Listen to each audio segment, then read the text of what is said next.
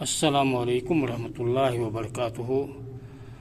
الحمد للہ رب العالمین والصلاة والسلام علی نبینا محمد وعلی آلہ وصحبہ اجمعین، اما بعد۔ سامعین کرام، برادران ملت، آج کے درس کا عنوان ہے قبروں کے پاس جو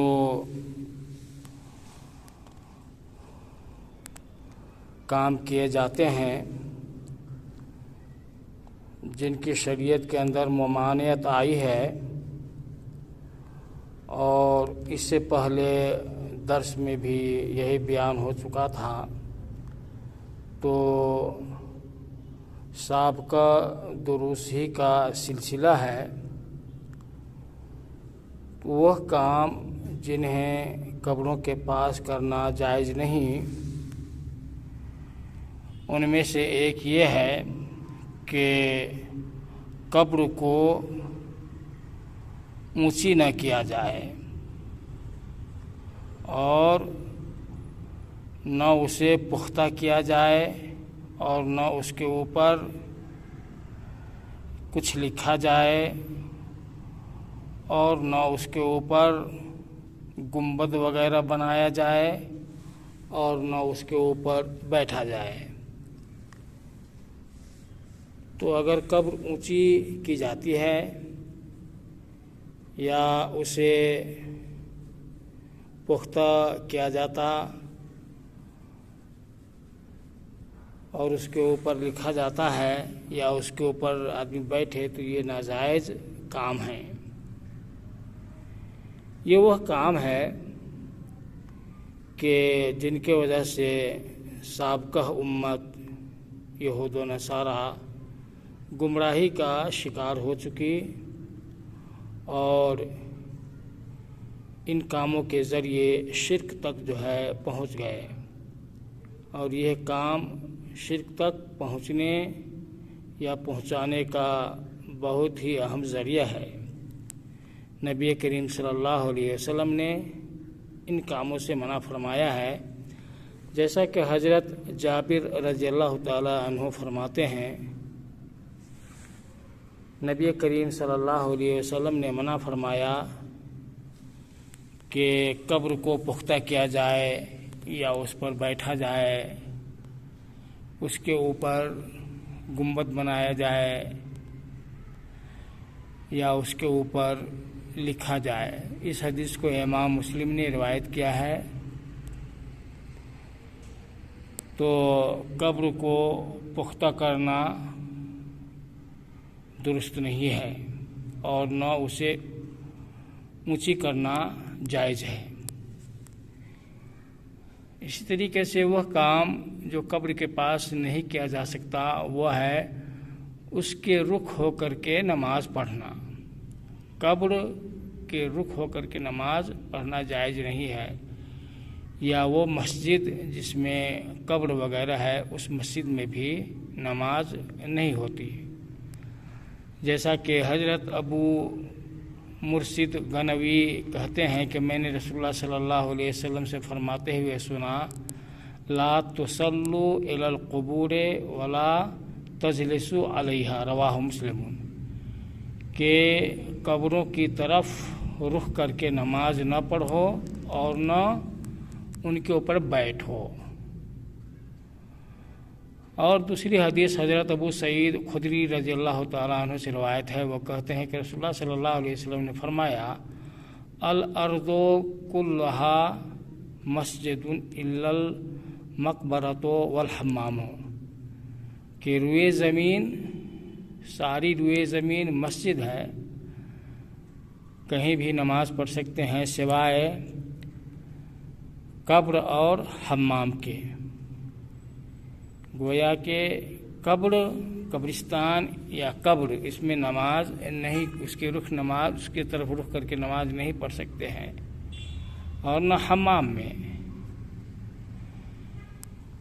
دوسرا مسئلہ قبر مسجدوں کو بنانا، کہ قبر ہے اور قبر کے اوپر مسجد بنانا کیسا ہے؟ تو جیسا کہ معلوم ہے کہ یہود و نصارہ اپنے نیک لوگوں اور نبیوں کی قبروں پر مسجدیں تعمیر کرتے تھے، جن سے یہ ہماری شریعت نے منع کیا ہے، اور اس تعلق سے باتیں حدیث کی روشنی میں گزر چکی ہیں۔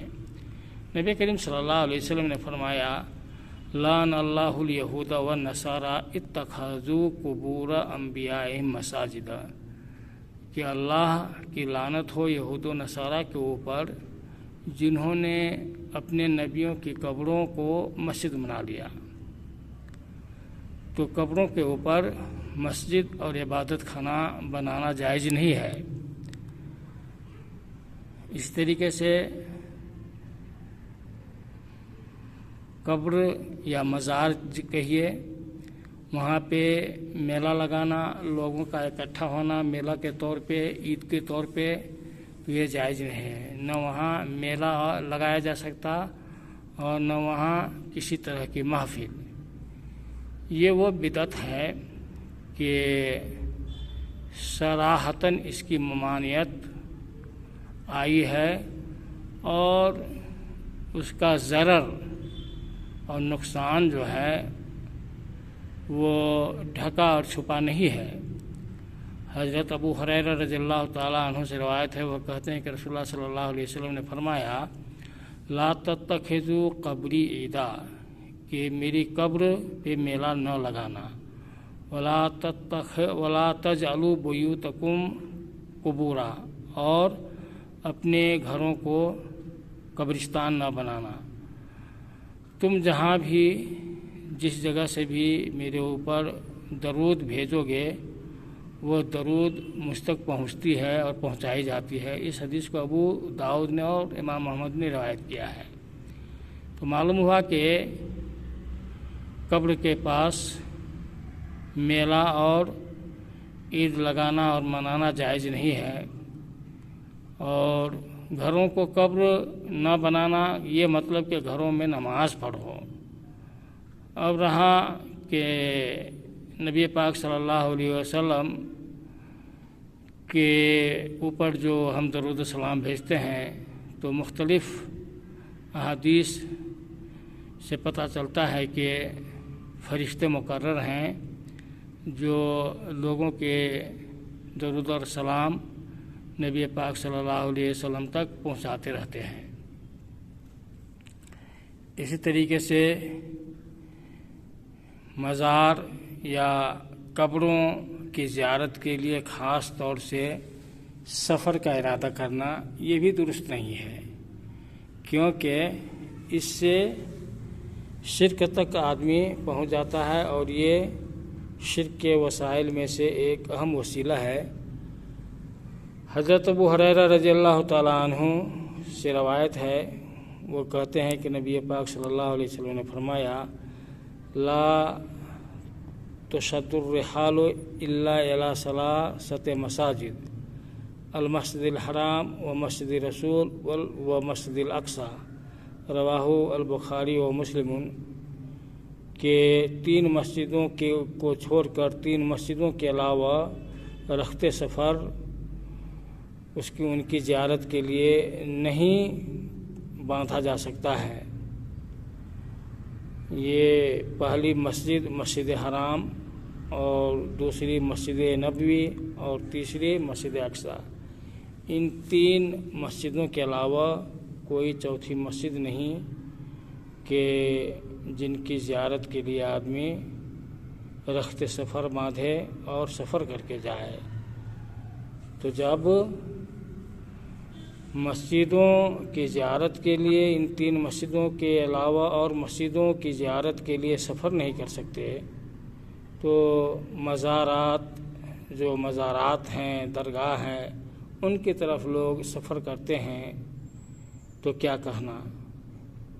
یہ بات ڈھکی ہوئی نہیں ہے کہ لوگ وہاں جا کر کے شرک اور کفر کھلے طور پہ کر رہے ہیں۔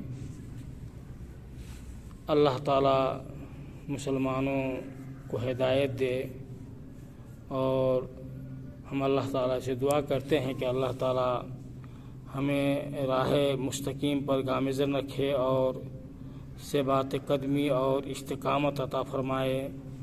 وصلی اللہ وسلم وبارک علی نبینا محمد وعلی آلہ وصحبہ اجمعین۔